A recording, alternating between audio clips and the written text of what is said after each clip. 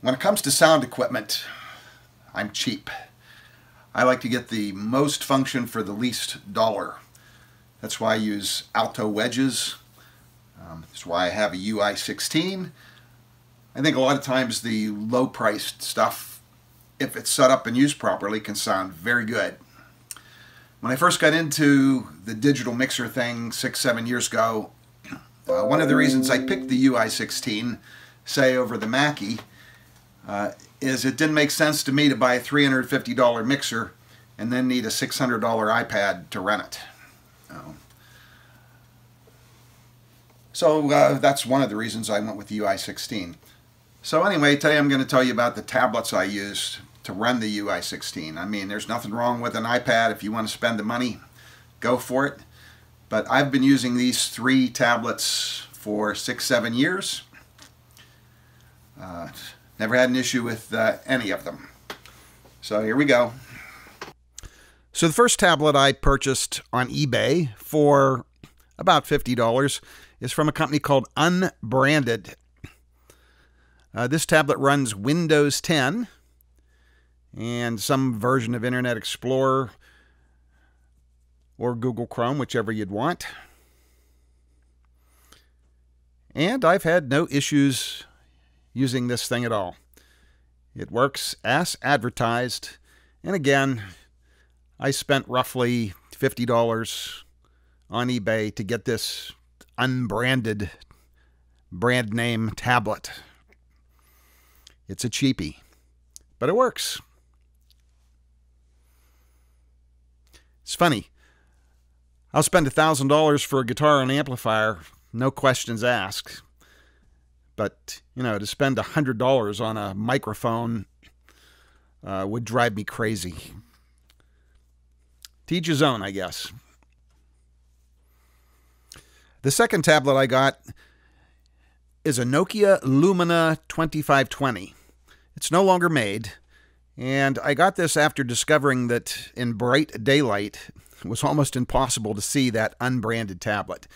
And the Nokia Lumia is the brightest tablet you could get at the time. In fact, it's still the brightest tablet you can find for under $1,000 that I could find. Its brightness is 676 nits, whatever that is. Now, Apple makes an iPad, the iPad Pro 12.9 inch, that can go over 1,000 nits. Go ahead and price that one. See if that's the one you want. I paid $79 for this Nokia Lumia. It runs Windows RT, which is an extinct Windows operating system, but it works just fine. I've never had an issue with it. The third tablet I purchased on eBay again is an Android tablet. People were telling me that Android is easier to use than Windows, and indeed it is.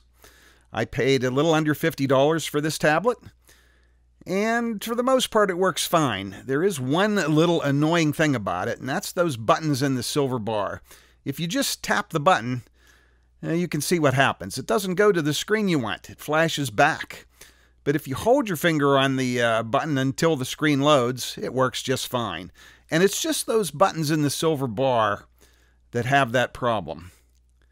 So it is a minor annoyance. Other than that, everything works just fine on this Android tablet. But again, if you tap those buttons in the silver bar, you can see what happens.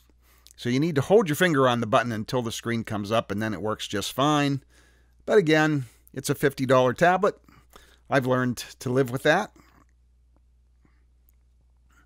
And those are the 3 tablets that I've been using.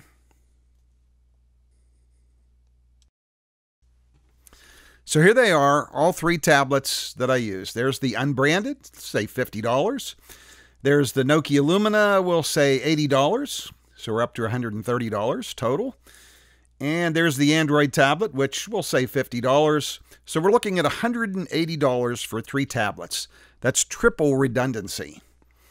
I like that. And again, I've been using these tablets for 6-7 years without a single issue. Now, they are totally dedicated to the UI system. I don't use them for anything else. But there they are. There's my triplets. I carry them around in this Lamb Systems laptop bag. All three of them will fit in there with their power supplies and so forth. And there it is. I also have a Chromebook that I can wire directly to the UI16 with an Ethernet cable for backup. I used to carry it all the time, but I've never had an issue with the others. And I do use the Chromebook at home for just about everything. In fact, probably 90% of what I do on a computer, on the internet, I use a Chromebook for. Can't be beat. So there it is. There's my whole menagerie for running the UI16.